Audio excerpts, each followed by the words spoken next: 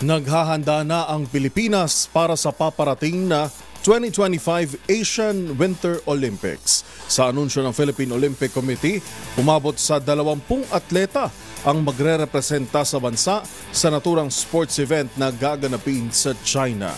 Ang mga detalye tutukan sa report ni Matchpoint, Mili Borja.